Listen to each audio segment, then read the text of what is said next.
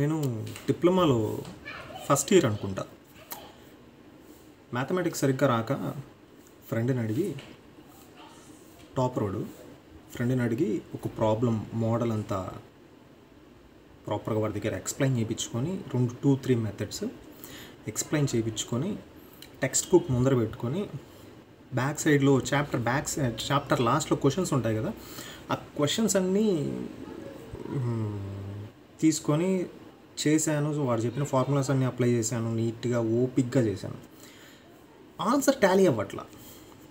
ఏంట్రా answer Tally అవ్వట్లేదు, సరే ఇంకో మెథడ్ చేద్దాం. తీరా చూశాక మొత్తం అన్నీ రాంగ్ ఆన్సర్స్ వస్తున్నాయి.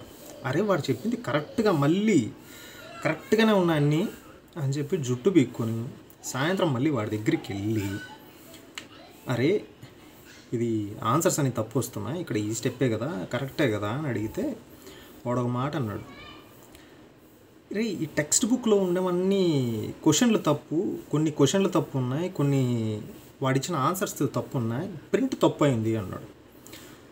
దీన్ని బట్టి నాకు అర్థమైంది ఏంటంటే, నువ్వెంత కష్టపడినా పడాల్సిన చోట ఖచ్చితంగా పడాలి, నిలబడాల్సిన చోట ఎక్కడైనా నిలబడతావు.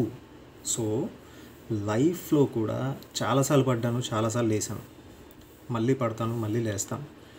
నా లైఫ్ ఒక్కటే ఇలా ఉంటుందని నేను చెప్పట్లా, ప్రతి ఒక్కడి లైఫ్ ఇలానే ఉంటుంది అనేది నా ఉద్దేశం. సో ఎప్పుడు కూడా మిస్టేక్స్ చేస్తూ ఉండండి, చేసిన మిస్టేక్స్ చేయొద్దు. లైఫ్ నేర్చుకోవాలి, నేర్చుకుంటూనే ఉండాలి. This is Ravi Shastri. Thank you for watching.